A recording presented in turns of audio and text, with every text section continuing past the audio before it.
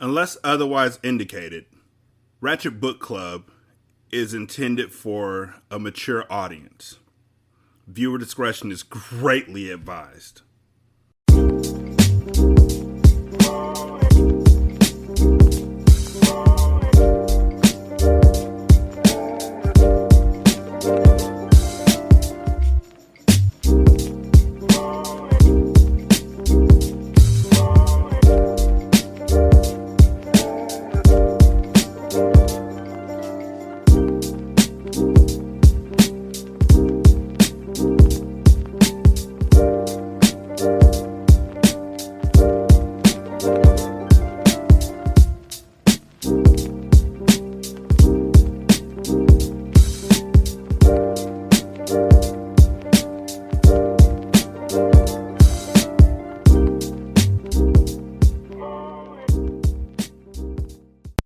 Welcome to Ratchet Book Club, where we read hood classics and good classics. I'm Derek.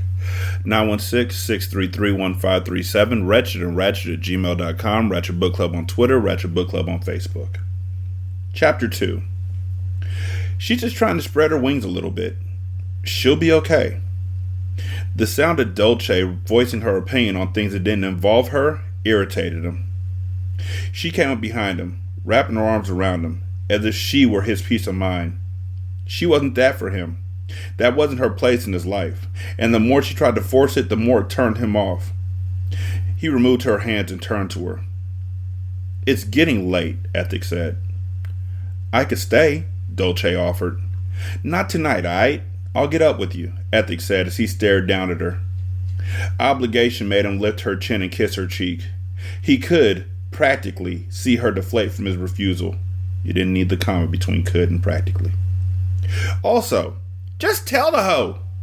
Like, if you don't like her, be like, hey, shawty, thanks for the dinner, but I'm in a place right now, literally just came back from the graveside of my beloved, not feeling you. Go home. You got something stuck between your teeth. It's been there for a week, fam. That's a bad sign. Go home. Caught your underwear a few days ago. You turned them inside out like 3 times now. I noticed. Go home. Hey, don't you have a dog? Doesn't your dog miss you? Go home. By the way, I'm sleepy. Are you sleepy? Let's be sleepy together, but in our own houses. Go home. It's getting late. You ain't supposed to be here. Go home." Like, you just leading this girl on. It ain't gonna lead to nothing good. You just tell him. Go home. Hey, matter of fact, hey, you know what we got. A relationship? No, to go home. He wasn't trying to hurt her feelings. That wasn't his intentions. But giving her more than casual sex wasn't an option, and tonight he wasn't even beat for that. "I don't want anything from you. I just want bang, bang, bang. I don't want a relationship. I just want bang, bang, bang." You can't tell somebody that you ain't feeling them if you fucking them. I mean, I guess you could if you told them that this is just casual sex, if you actually made that known. But I doubt you did, because you've only got one ethic. He was a man conflicted, scarred, burned by emotion he couldn't seem to get a grip on. To a man that was used to being in control, his current state made him feel weak. I gotta get my mind right, he thought. Dolce's eyes were pleading with him, her body language begging him to take out his angst within the heaven between her legs. Women were equipped with superpowers in that way. Remember, this was written by a woman. Within her opening lied bliss, and Dolce was offering it to Ethic without uttering a word. He had never missed a sign from a woman, and Dolce was giving him the green light to fuck his problems away. A lesser man would have taken her up on the offer, but Ethic just wanted to breathe. He walked over to the door and held it open as she walked out.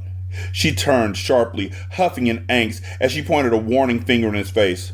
"One day, you're gonna look up and I'm gonna be gone," which is what he wants, but he won't tell you that, because he has no mothers. Honestly, just tell her, "Look, hey, your pussy is great. It is fantastic. But your face, your voice, your attitude, your demeanor, your breath, that thing still between your teeth, your underwear issue, your hair, your earwax, the thing hanging out your nose, that is not a septum. I know that. Don't play with me. You gotta go. But no, when she turned around and said, you're gonna lose me one day, he should be like, good. Bye. But nope, he said instead, I know. Simply. He closed the door. The weight of the world was too heavy for one man to carry. He thought about the things he had done, the lives he had taken, the poison he had pumped into the veins of his community. I love how they think about it once they're done doing it. Niggas think about what they brought to the dope game after they rich. Carter thought about what he did to the dope game after he was rich. Nigga, it's your fault.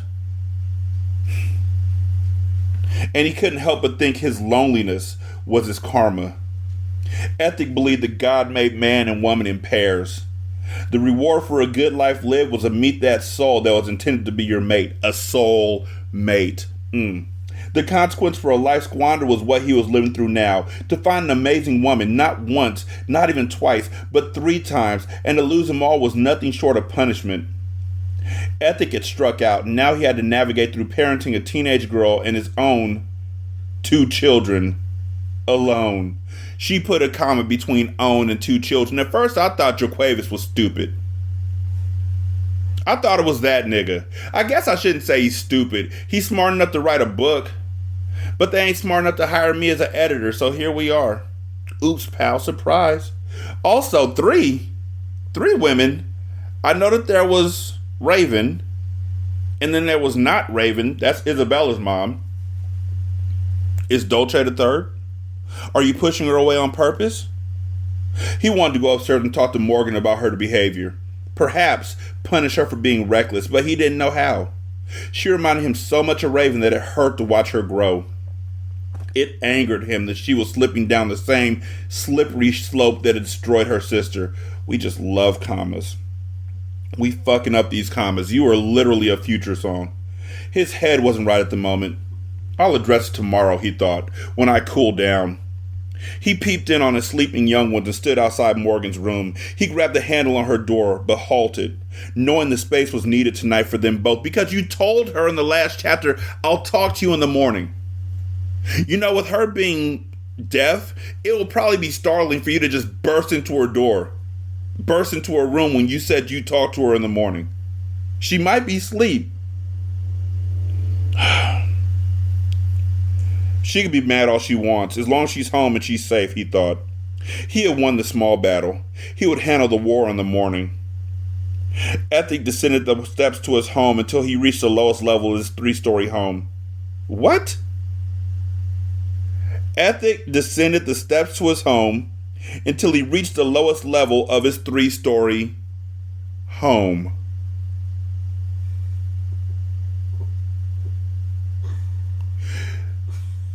What? Ethic descended the steps of his home until he got to the bottom of his house. Ethic descended the steps of his domicile until he got to the bottom of his 3-story abode. None of these work. Like, they're all redundant. I'm just making fun of you in ways that I know are good for me. It's where he went when he needed to remove himself, when he wanted to unplug from being a father, a gangster, a mentor, when he just wanted to be human. When he wanted to be the man that he would have been had the streets not made him a beast, he went down there. It was a sanctuary, and no one else was allowed to disturb the energy in that space, plus all your kids are fucking asleep. Kids don't give a fuck about your rules. These niggas is like, what, 3 and 6? They fuck you. You can't even sit on the toilet without one of them sitting outside like, it stinks. What you doing out there? Waiting on you. Why you waiting on me? I threw up. Fuck. Why you throw up? Because of that smell. It stinks in there. I wasn't talking about your room. I wasn't talking about the bathroom. My brother peed the bed. Fuck. You can't get away from kids. So for you to say that this is your sanctuary and no one else can come into, yeah, fucking right. The fuck out my face. He pulled off his shirt, his temple of a body looking like nothing less than a work of art. Each tattoo on his dark skin symbolized significance in his life and told a story of a boy who had navigated his way to manhood alone. It also told a story of all the tattoo parlors who wouldn't take him in because, ink doesn't show up well on dark skin. I can't do colors on that skin. You know how I know that? Because I watched enough Ink Master to know that motherfuckers be racist as shit when it comes to doing black skin tattoos. Oh no, that won't show up good. Nigga, it's white! He was life's exhibit of survival, the epitome of what this world did to black boys, turning them into men too soon, and then getting upset when these men, whom didn't know themselves, lacked maturity. Grown men who were still boys inside broke things because they, themselves, were broken. Rules, hearts, men like Ethic were just prone to breaking shit. But they had no idea how to repair themselves when the shoe was on the other foot. Message. He pulled out a gym mat and stepped out of his pants before reaching into a drawer and pulling out a pair of Nike athletic tights. The fabric fit his muscular legs like a second pair of skin. He remained shirtless and then removed his socks before stepping up to the mat. Meditation was a thing that stopped him from pulling triggers.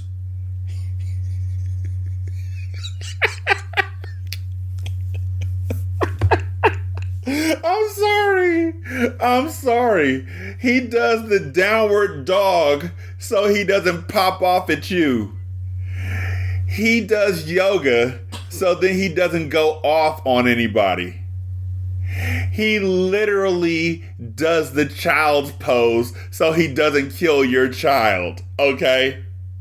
He can either om or he can do. You know what I'm saying. High five. It had taken him years to figure out that his gun was only to be used when every other alternative had been exhausted. So in those years, he probably killed like 10 niggas. He would lay a nigga to rest should the need occur. He was made up 100% G, and at times, gunplay was necessary. But only self-control could help him make the decision. Yoga and meditation taught him to always have complete autonomy over his mind. Love had fucked that all up, because no matter how hard he tried, he couldn't stop the pain he felt. Love had made him susceptible to weakness, and he had to get a handle on that shit. He reached over his head, making a temple with his fingers as he looked towards the ceiling. Every muscle on his exposed chest flexed as he began his routine. His strong core held him up as he moved fluidly through difficult poses as he cleared his mind and pushed his body to the limit. Sweat glistened on his dark skin as he controlled his breathing. Yep, I know Ashley wrote this shit. You know how I know Ashley wrote this shit and that Jaquavis wrote the entirety of the fucking cartel? Because when I was reading the cartel, I remember there was a point where I was talking about how all they do is describe the women. What they're wearing, what they look like, the voluptuous asses, like the whole 9 yards. Every time you saw a woman, they were being described in some way. She's describing the fuck out this dude. Sweat glistened all over his body. His core was just so tight as he flexed to the ceiling. He was all G. He was every muscle on his exposed chest flexed as his nipples hardened as the cold sweat hit his skin and rolled down to the V on his stomach. He was a man. All man. A man. There's a difference. And it's noticeable. I notice. It's okay. Plus this. His stamina was endless. And as he went through his hour-long ritual with ease, ending up on the floor with his eyes closed and legs crossed, he was breathing deeply. His blood pumped wildly, reminding him that he was alive. The pain told him he was alive, and that this feeling he had was a part of living. The pain told him he was alive, and that this pain was part of living the life that you live alive. The pain told him that he was alive, and that this feeling he had was a part of living, a part of being privileged to be 6 feet above ground. As he stood and grabbed the towel to wipe away his sweat, he told himself if he couldn't shake the feeling, he would learn from it and make sure that he never felt it again. As he cut out the lights and ascended the stairs, he shut off his heart. Ethic flipped the switch that allowed him to love, allowed him to hurt, allowed him to live. He went back into a shell, promising himself that he wouldn't expose himself again. Sometimes I promise me that I won't tell me anything. Sitting at the window seat, staring out over the sprawling green lawn, Morgan felt like Rapunzel, trapped in a tower and dying to be free. No one understood her. How could they? No one knew what it was like to walk through a world without fully experiencing it. They had no idea how loud things got inside her head. Morgan hated that she wanted to be accepted by the same people she despised. She hated them for their superficiality, hated them for being so normal, and for not appreciating the blessing that came with being able to hear, able to just exist without people feeling awkward around them. Morgan always felt like she was under a microscope. Curious eyes gawked in surprise, wondering how she could be so beautiful, yet be so flawed. People always stared, so Morgan put on a show, acting out, frustrated with people and their judgments. No one understood her, not even Ethic, and although he tried his best to make her feel loved, she simply felt like she didn't belong. She wasn't his daughter. Her family was gone, and she didn't quite fit in anyone else's life. Nobody accepted her like her family had. When they were alive, she barely even realized she was different than anyone else around her. They made her feel secure. But as soon as they went in the grave, all her insecurities surfaced. Did they know sign language? Was that how? What? Somebody had to teach her sign language, right? So hopefully they all learned together. She picked up the phone and looked at Messiah's number. She stored it in her contacts before tossing the phone to the bed. She wished she could call him. If she had a voice, she would. She desperately wanted to belong to someone, not out of obligation the way Ethic had inherited her, but out of need, the way a man wanted a woman to be only his. She wanted someone, anyone, to choose her and to love her, flaws and all. Until she found it, she would drown the loneliness in liquor and weed to distract herself from the things she couldn't have. The rays of the sun broke through the curtains, disrupting Morgan's restless sleep. It blazed through her closed lids, illuminating her mind and forcing her to open her eyes. She dreaded the discussion that was to come, the parenting. She never really took to the idea of anyone disciplining her, because that was the job of the people who made her. Ethic had not. Therefore, his concerns seemed manufactured. He's just going through the motions. Nobody gives a fuck about a kid who doesn't belong to them, she thought. She was just waiting for her 18th birthday to come around. She had already graduated high school. She would break out and never look back, even if she had to leave with just the clothes on her back. Morgan was itching to live life by her own rules. She climbed out of bed and sauntered downstairs. Smeared mascara and remnants of last night's Ruby Woo still stained her face. "Mo Money," Bella signed, calling Morgan by the nickname that she had since they were kids. Morgan smiled. She had a special place in her heart for Bella. She took a seat at the dining room table and took a fork to Bella's plate. "Is that my shirt, Bella?" Morgan signed. Ethic had made sure everyone living under their roof had learned sign language so that they could communicate with one another. Well done. Okay, cool. I was wondering about that. So, good. The fact that a 12-year-old can fit it means you shouldn't have it on, Ethic interrupted. He didn't sign because he knew Morgan was zeroed in on him, anticipating his parental wrath. "Ha ha," Morgan signed. "So, what's my punishment for last night?" Ethic's face was serious. He was always so stern, as if he were in a constant state of deep contemplation. She was prepared for him to lock her in her room forever, but to his surprise, he said, "Let's wash it, alright? I haven't been as focused on you or them like I should, so I'm partly to blame.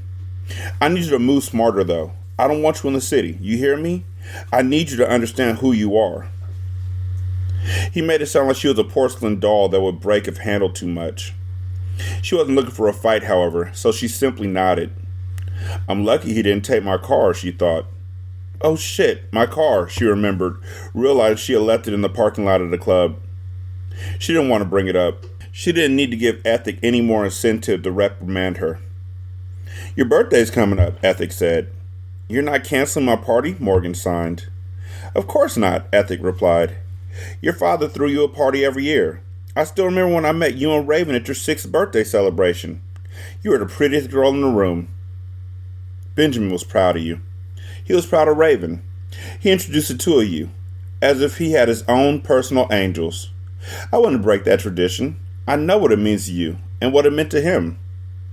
Morgan nodded and blinked away tears, as she noticed the lights flicker in the house. Every inch of Ethic's home had been tailored to fit Morgan's handicap, including the doorbell. They don't like calling it a handicap. A twinge of guilt rushed over her, as she realized how much Ethic had truly done for her over the years. He may not have been her father, but he was the closest thing she had to one. His love for her was forgiving, just like her father's had been for her sister, Raven. "Thank you," she signed. "I'll get the door." She pulled open the door in haste and was shocked when Messiah stood in front of her. His dreads were pulled half up off his face, and the back hung shoulder length. Was that a smile, she thought, as she noticed a change in his disposition? It was so slight that she questioned if she had imagined it. His style was always so effortless. Morgan hated the guys from around the way who flaunted everything they had all at once. There was nothing gaudy about Messiah. His effortless cool drew her in. He knew he was paid. He didn't have to prove it, so he kept his style simple, with jeans, a V-neck, and a leather vest. The Rolex on his wrist was all the accessory he needed. No chains, no earrings, just Messiah and the condescending smirk that he seemed to reserve for her. She didn't know if he found her amusing or if he found her intriguing. Once again, describing the guy. He held up the key to her car. "Ethic here?" he asked. She moved to the side as he eased by her, brushing by her arrogantly. He had no idea what he did to her. Her youth made what she felt for him so intense. When she was around him, the air felt too thick to breathe. His cologne, Creed, she thought, hugged her as he passed, and she had to grab the door frame. He made her knees weak, without even trying, without even noticing. He's so fucking arrogant, she thought. "What's up, big homie?" Messiah greeted. "My people took me to pick up the car and I drove it here. I didn't want to bring nobody out to your spot. I know how you are when it comes to shit like that. You think you could run me back to the crib?" "Morgan can drop you," Ethic said. Messiah turned to Morgan. "Drop me off the crib?" he asked. Morgan nodded before leading the way outside. She almost forgot that she had just rolled out of bed. She climbed to the passenger side of the car and cringed as she glanced at her reflection in the visor mirror. As Messiah walked around to the driver's side, she hurriedly licked her fingers to try and slick down the edges of her hair, and then wiped her eyes with the sleeve of her shirt to remove the day-old cosmetics that now resembled clown makeup. She was sure her breath smelled like corn chips, at least it tasted like it, and she sighed in frustration. He had to pull up on me looking this good and smelling this good. Meanwhile, I'm sitting here looking crazy, she thought, mortified. When he lowered into the seat, she snapped the sun visor shut. Young girls worried about the most trivial things, and Morgan was no different. She was damn near holding her breath to make sure he didn't smell her funk. Morgan wondered what he was thinking behind his brooding stare. He didn't speak, so neither did she, even though she desperately wanted to rehash the events that happened the night before. He had paid her more attention than she had ever seen him pay anyone. He had opened up to her. She had felt it. Or am I tripping? He's sitting here like I don't even exist. It didn't help that he couldn't sign and she couldn't speak. It was like the sun had come up and exposed all the reasons why she could never have him. She desperately wanted to go back to the dark, where it was safe to let her inhibitions go. In the dark, it had felt possible that Messiah would want a girl like her. The silence was killing her, but she refused to beg him for his attention. She didn't want to seem pressed, so she settled into her seat and watched block after block pass them by. With every mile they drove, she felt the opportunity to be in his space dwindling. When they pulled up to a modest 2-story home on the north side, she noticed a girl waiting patiently for him as she leaned against his car. Morgan turned up her nose as jealousy seared her. The girl's beauty was typical. Fat ass, slim waist, long weave, so on trend. There was nothing original about her. Old Build-A-Bear ass bitch.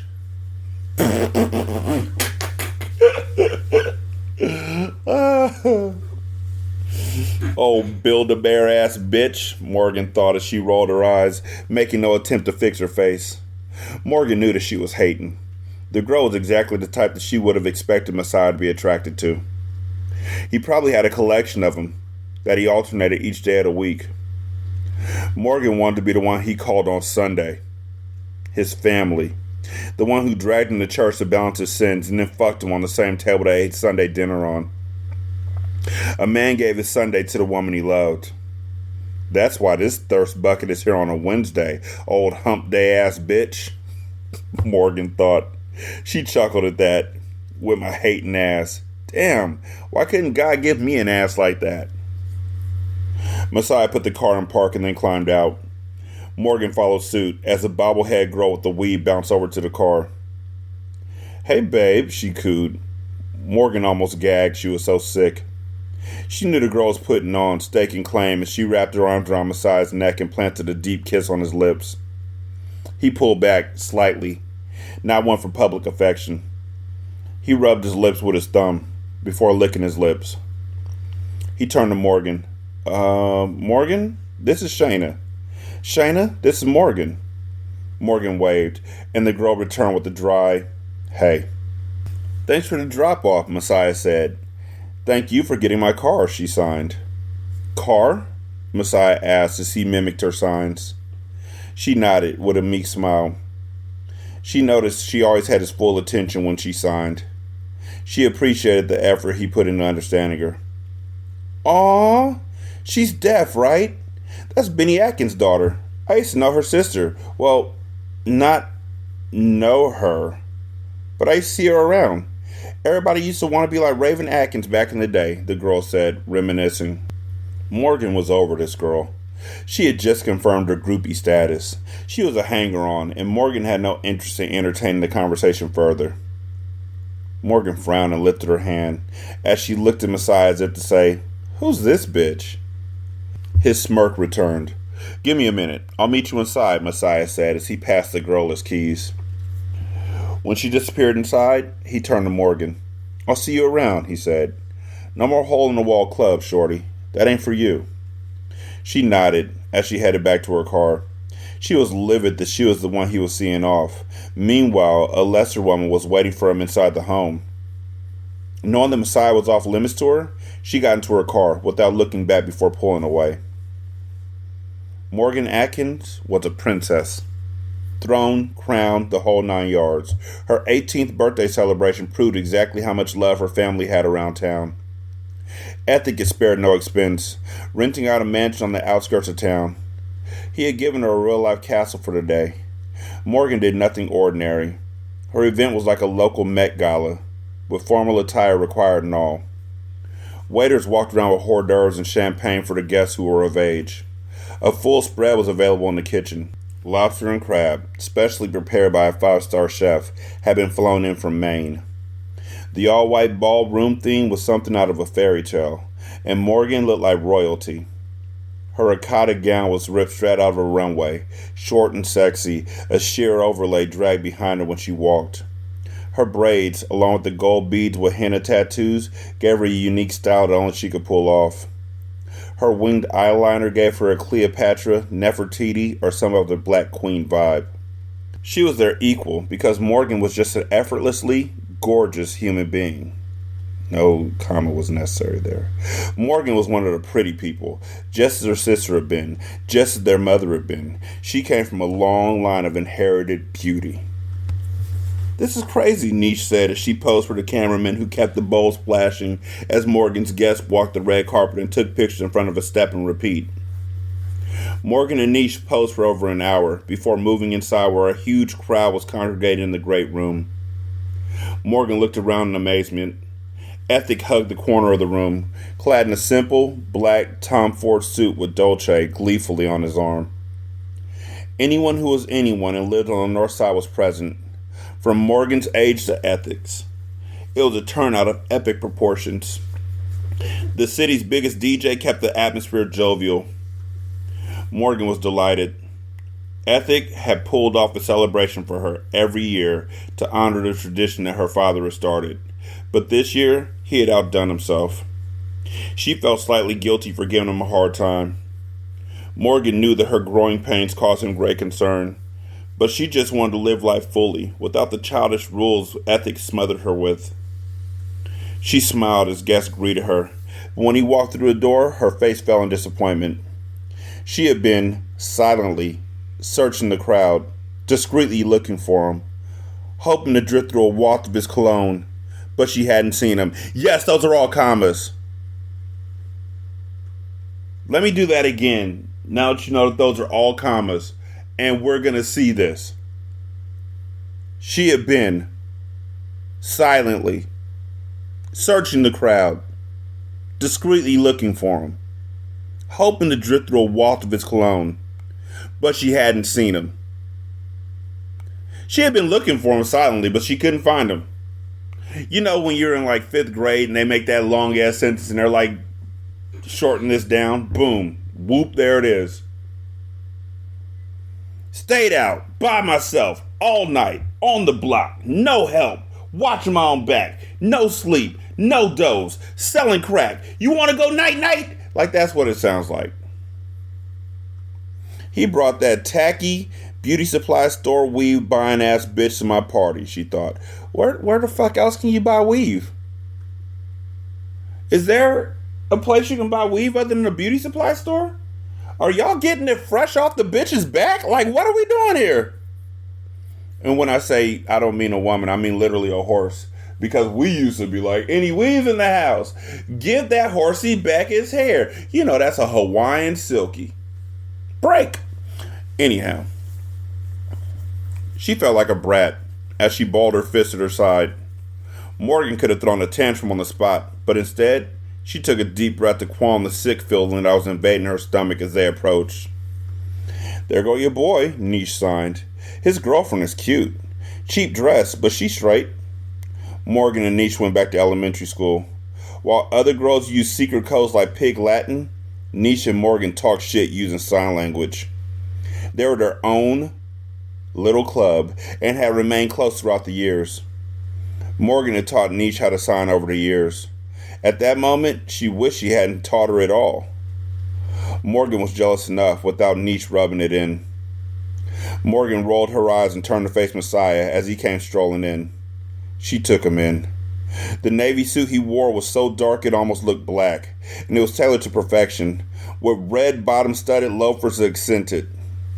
The Versace shirt he wore underneath was trendy, and he wore extravagant jewelry. 6 diamond chains and 4 diamond rings on his left hand. He wore his dreads French braided in 2 to the back and a gold presidential on his wrist. He was intoxicating, and his cologne made matters even worse. Messiah was a young man, getting money, and he always looked the part of a young boss. His normal, understated style was put away for the occasion. He didn't care if he looked like new money. It all spent the same. He carried a small box that had been beautifully wrapped and handed it to Morgan. "Happy birthday, beautiful," he greeted. Morgan took the gift and gave him a short smile. At least he showed up. He could have skipped it altogether, she thought. "Thank you," she signed. Ethic walked up and greeted Messiah. "Your young gunners outside?" Ethic asked, getting straight to business. Just because there was a reason to celebrate didn't mean he would drop his guard. Ethic would never put himself in a position to be caught slipping. He had to make sure the party was safe and that every guest who walked through the door was weapons free. Every guest, except himself and Messiah, that is. "Yeah, my nigga's on it. We're good," Messiah concurred. He slapped hands with Ethic, who then eased back into his corner, allowing the flow of the party to resume. "I'ma see you before I leave out of here, alright? I hope you like the gift," Messiah said. Morgan nodded as she watched him walk away with another girl on his arm. Do you know the stupidest song in all of club music?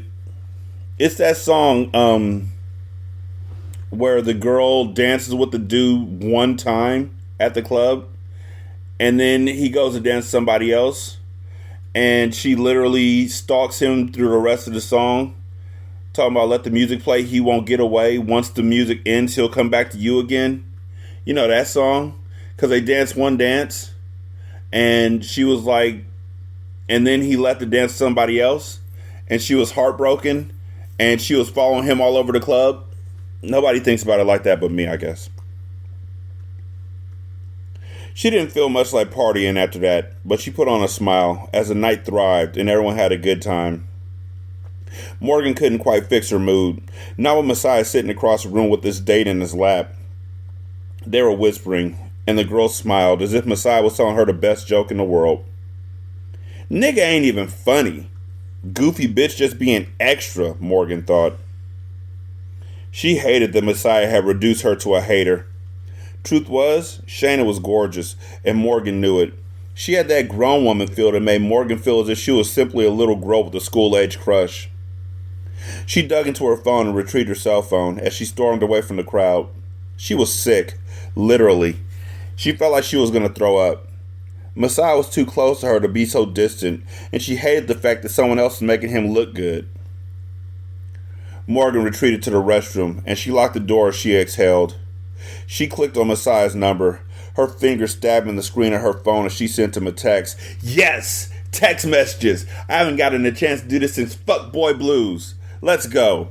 Morgan, why are you ignoring me? Messiah, I'm not ignoring you, shorty. I see you, clearly. Morgan, you act like the night on the lake didn't happen, like you didn't feel it. Messiah, it's not the time or place for that conversation. Where are you? Just come out and enjoy your party. People are looking for you. Morgan, how am I supposed to enjoy anything with that bitch smiling all in your face? I hate that she's here with you. I hate her, period. Messiah, hate is a strong word, shorty. LOL. You should say it for more appropriate things. Like broccoli. Morgan smiled at that and shook her head. Morgan, I felt something that night, Messiah. Something real. Messiah, just drop it. We both know the rules. You're young, and I know what you think you feel, but... Morgan clasped the phone as she waited for Messiah to finish his text. He was brushing her off, dismissing their chemistry, as if she were too childish to distinguish real from fake. Morgan's pride was injured. Messiah, I can't, Mo. Off principle. It ain't right. I'm out. I hope you enjoy the rest of your day. Didn't mean to ruin the vibe. Morgan rushed out the restroom. She wanted to stop him from leaving, knowing that she didn't really want him to go, but by the time she emerged from her hiding spot, he was already out the door. Ethic watched Morgan from afar, amazed at how quickly the years had passed. When he had first gotten custody of her, she was just a little girl. He had tried his hardest to replace the family she had lost, and although it was a cheap substitute, he hoped Morgan knew that he loved her like she was his very own. She had blossomed to a beautiful young woman, and he knew that he tended to hold on too tightly, but it was out of fear. He knew that all the glitter wasn't gold. He didn't want her to learn that lesson the hard way, so he was overprotective, not just with Morgan, but with Bella and Easy as well. They were his world, and he would do anything to keep them out of harm's way. "You've done her father a real service, Ethic," Dolce whispered in his ear. "Not many men would have stepped up to take care of her the way you have. You should be proud." "I just worry. I see a lot of her sister in her. She wants to move too fast, and I'm trying to get her to pump her brakes," Ethic admitted. "She's not her sister," Dolce reminded him. "And if you would let go of the past, maybe you could come forward and appreciate a good woman that's right in front of you." What the fuck does that have to do with Morgan? Like, what? What?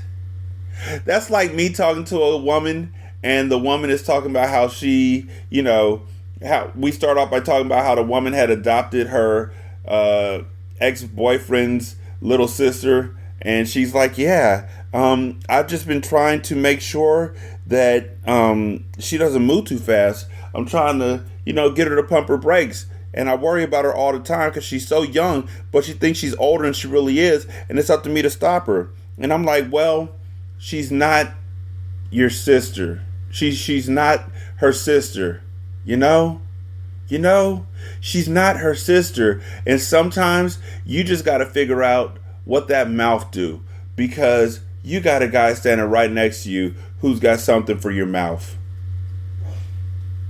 What the fuck does that have to do with him and Morgan? Like, where's the connection in that? I just worry. I see a lot of her sister in her. She wants to move too fast, and I'm trying to get her to pump the brakes.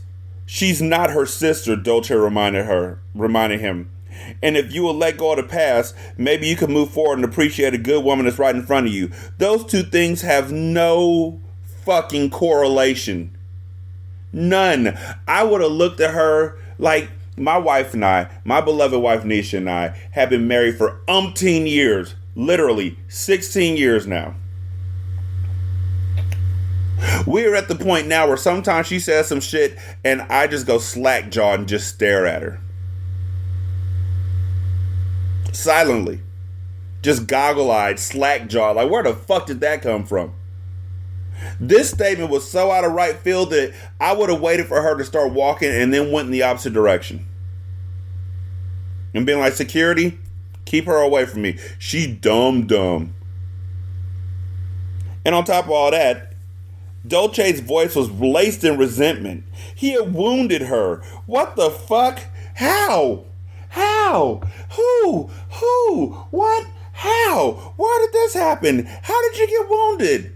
He was talking about the girl, and you're talking about her sister, and now your feelings are hurt. Where they do that at, Bob? I don't understand where you're coming from, Big Bob. You gotta slow it down for me. What? I kicked you out yesterday when you wanted to fuck. I didn't want to fuck you. Why would I want to listen to you? You're literally, like, you're tripping. You're tripping so much in this book that you're literally the only... I gotta be honest with y'all. So far, this book's fucking boring. Okay? I appreciate the deaf, the way that they treat the deaf culture and things of that nature, but that doesn't make this shit smell any better. It's a boring ass book so far. So I have to make sure that I take care of things like making fun of all the fucking commas and making fun of Dolce for opening up her mouth and showing herself to just be a selfish ass goober. That's what I have to do. So when she's hurt because of something that she said, remind me when she's not around to tell y'all a story about me and my wife. That's all I'm going to say. She had been in the picture before he ever loved Raven, and he had cast her aside to love other women over the years. Hurting her was never his intention. He was always honest about where they stood, but somehow she always ended up expecting more. Then that's a her thing. She walked away, and he could tell by the way she threw her hips with a mission from side to side that she was filled with attitude and anger. Ethics sighed. Throw those hips from side to side. You must want me to come and ride, but I know you're mad. I can see your face, but your anger is fucking displaced. Like I didn't do shit. You know what the best feeling in the world is sometimes? It's when you know you ain't do shit. What you mad for? I ain't even do shit. I ain't even do it. And then they find out you really didn't do it, and they don't say nothing. Okay, I'm going to tell y'all the story now. It's about my wife and me. Okay, so I smoke meat. I don't smoke. I smoke meat. And sometimes the best smell in the world is to smoke when it gets on your clothes, but that's neither here nor there. I smoke meat, and because I can, I have my smokers in my garage. So it's like a smokehouse. It's dope. Anyhow, the smoker is so potent, the smoke is so potent that it has changed the color of our garage door that attaches to the side of the house. And so it rained a couple weeks ago. It rained really bad, like a week's worth of flooding.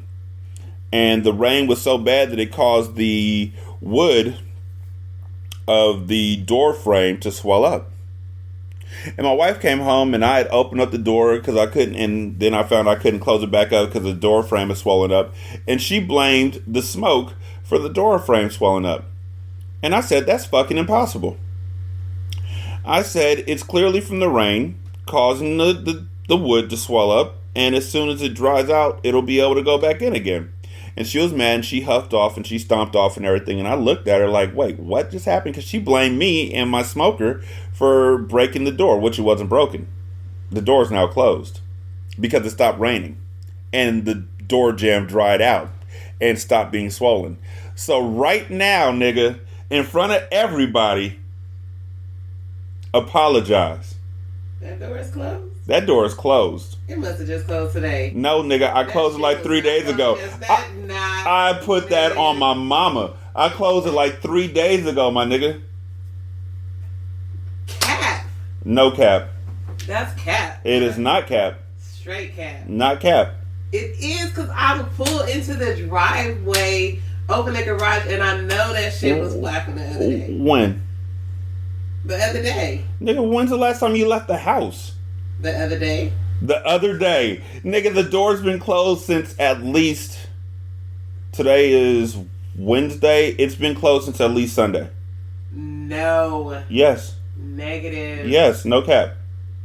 So, in front of everybody right now, apologize.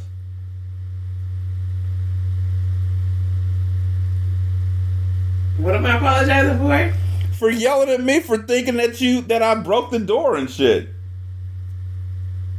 Oh, and say it loud enough for it to reach the microphone. I didn't say that you broke the door. You said the smoke broke the door. I said, yes, that the heat, not the smoke, bruh. Like, it wasn't the smoke. But I'm glad that the door is closed. Yeah, let's close the door on this whole thing. Go ahead and apologize. I'm glad that the door is closed. I'm glad the door is closed too. Let's close the door on this conversation so we can hug this out. Apologize. I mean, the door is closed. You just said the door is closed. Yeah, but this conversation is not closed yet. The thing that's going to be the cap on this conversation is when you apologize. Apologize. Yes, apologize. Apologize. Yes, you. It ain't too late. It's too late to apologize? Nope. It's too late. Nope.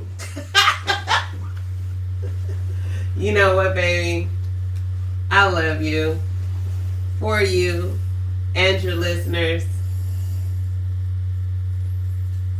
I'm glad that the circumstances which caused the door to not close has resolved, and that the door is now closed.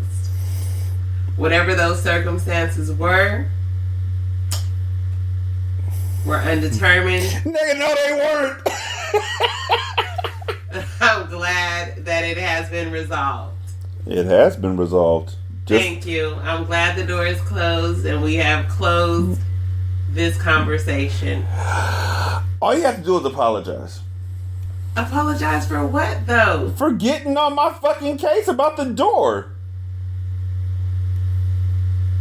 Why? Like, you didn't even give me a heads up. I came home and that shit was flat, flat, flat. So what? I told you exactly what was going on. I told you exactly how I was going to fix it, and it got fixed. Now apologize. But you didn't even do anything to fix it. I was just patient, which you weren't. Now apologize. Apologize? There's nothing to apologize for. Yes, it was. You literally flew off the handle at me. You said I was stupid and I couldn't read good.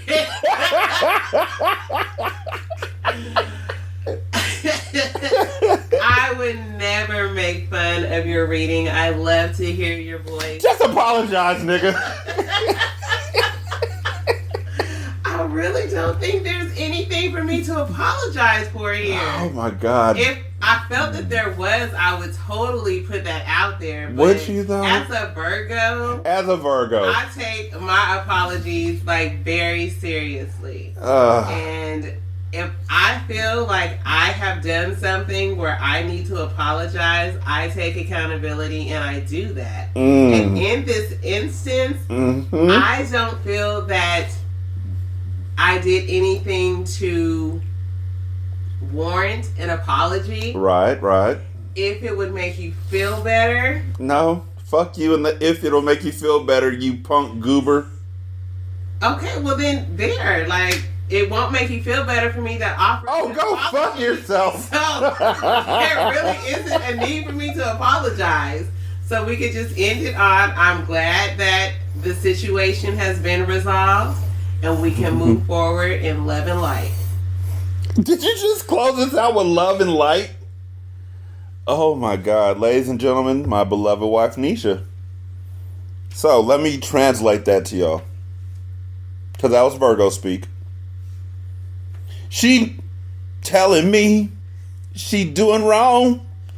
She's aware of it. But, yeah. Fucking Virgos. Anyhow. Shout out to my Virgo brother. He doesn't listen to the fucking show. Why are you denigrating him like that? He doesn't listen to the fucking show. Scar, if you listen to the fucking show, hit me up now. Okay, he doesn't listen to the fucking show. What? As he listens to this, if he listens to it, he'll be able to hit me up now. But he doesn't fucking listen. Nikki listens. She's a Virgo. Nikki! She wouldn't have apologized either. I gotta stop fucking with her. She can't handle friends with benefits. She says she can, but her actions always speak the opposite, he thought. Ethic knew she was waiting around, hoping to get a ring by default, or even a promotion to an official title of girlfriend. But he just couldn't give that to her. That type of commitment required a connection that they just didn't share. You mean like sexual? Are you talking about my package? My fuck stick?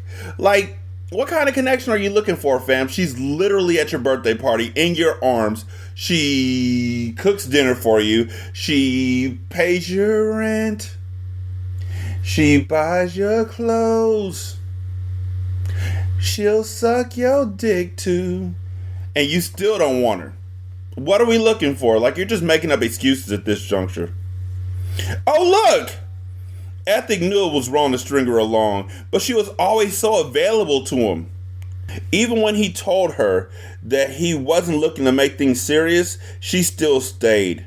She still cooked and sucked and fucked and catered to him as if she were doing it to earn a prize. Their sexual chemistry was amazing, but in every other aspect between a man and a woman, they were flat.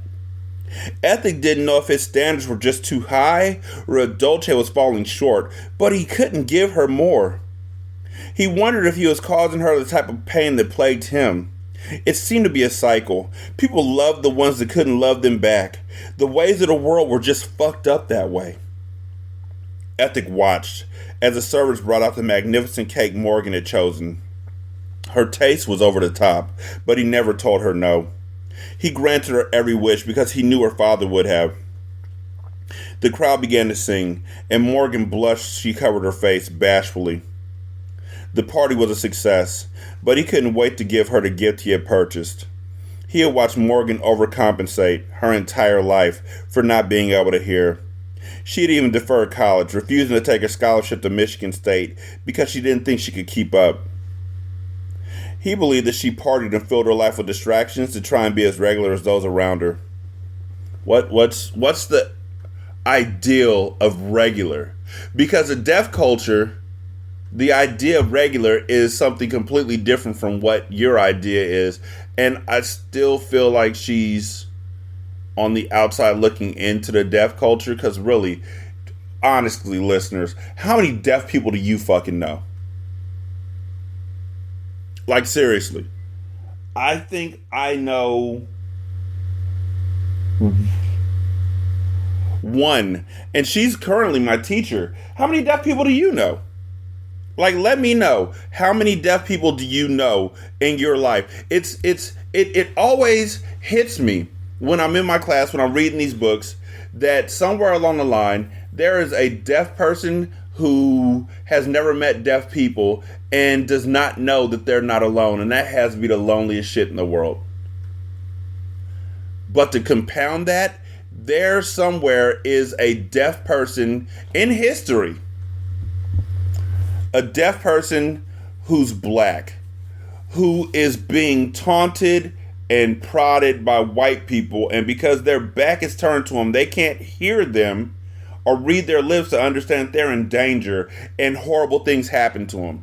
And somewhere back in history, there are white deaf people who are still profiting and utilizing slavery to push their own needs and their own nature.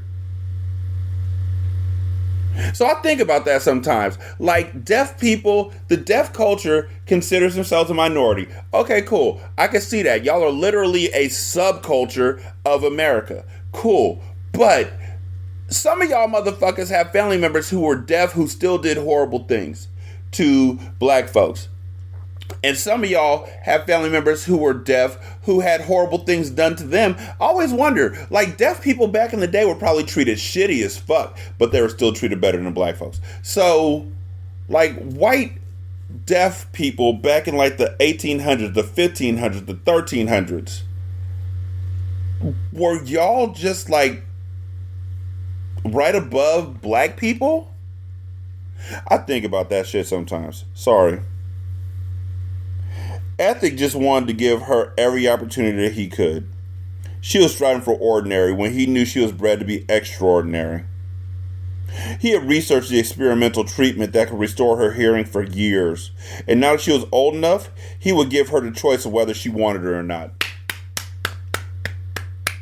Good job, Ashley. Because yes, cochlear implants is something that is very much so debated upon as to whether or not you need to get the consent of the deaf person before going forward. There's a lot of hearing people who have deaf children who immediately think, oh, I'm going to get them the cochlear implants as a baby and they're going to be just fine. You can't do that against their will. You shouldn't. You have to give them a chance to embrace this other side of their culture. That's like saying, you know what, my baby was born black and white. I'm just going to keep them away from the black family, the black side of the family for their entire fucking lives.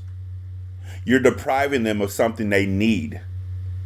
You don't know if they're going to need it because your privilege says you don't need it, but they will need it somewhere down the line. So, well done with that. He let her enjoy her evening, sitting back in the cut, watching the door cautiously and never losing sight of Morgan. Around midnight, the crowd began to disperse, and she walked over to him with nothing but joy in her eyes. Her happiness made him happy. Thank you so much, Ethic, she said, throwing her arms around him and giving him a huge bear hug. You're welcome, he replied. I'm going to hang for a bit. I'll be home before it's too late. Is that cool? Morgan signed. She was 18 and technically grown, so Ethic knew she was only asking out of respect. This was a point in her life where she would begin to make her own decisions. He couldn't stop her from going out. It's not too late already, huh? He signed back. She side-eyed him and pursed her lips as he rubbed the back of his neck while shaking his head. I'm not ready for you to be grown, man. This is crazy, he said. I wanted to give you another present, but we can do all that when you get home. Go have fun with your friend. Be safe. Move smart, he reminded. She beamed a smile and rushed out with Niche. You got the bag in the car? Morgan signed. Of course, Niche replied. I'll drive while you change, and then we can swap. Hurry up. I'm not trying to get there too late. The line will be out the door. Morgan smirked, knowing that she had never stood in a line a day in her life, and tonight wouldn't be any different. She had enjoyed her party. It was tradition, and she didn't have the heart to tell Ethic that she had no interest in one this year, but she was ready for a real turn-up. On a Saturday night, there was only one place to be. This book is boring. I just need something to happen. She needs to get kidnapped or somebody needs to get shot or something like that. Cut that shit out. Sorry. She needs to get kidnapped or something needs to happen because, this is just, business needs to pick up. Let me see. At the end of the first chapter, at the end of the fucking prologue of the cartel, a nigga got shot in the face and was dead in the street. A war was on. They came back and hot loogies on the nigga's casket, kicked the fucking casket over, shot up the church. That was in the first chapter. The prologue in the chapter in the first chapter. That was before young Carter got up in that motherfucker. So where's the maybe Ashley takes more. Where's the fucking action? Maybe she takes more time to draw it out. Maybe. Nigga, you still ain't apologized. Just quick. We've been through this. You've been through this. I'm still waiting. Okay, you were saying Ashley Jaquavis. Okay, be like that then. I ain't gonna apologize neither. 916-633-1537. Ratchet and Ratchet at gmail.com. Ratchet Book Club on Twitter. Ratchet Book Club on Facebook.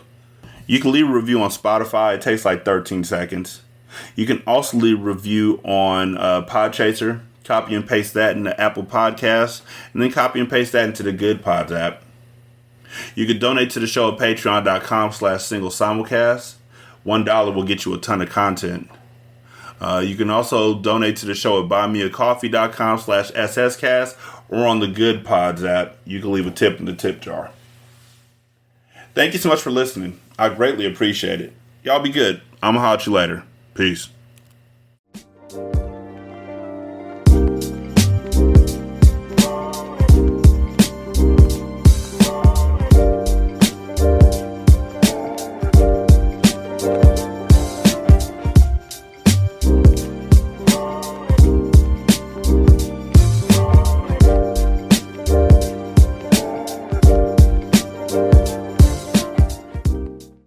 The intro and outro to Ratchet Book Club is by That Kid Garan, and it's called Goodbyes. You can email him at tkgbeats94@gmail.com for more information on how to lease this beat. This is Single Simulcast.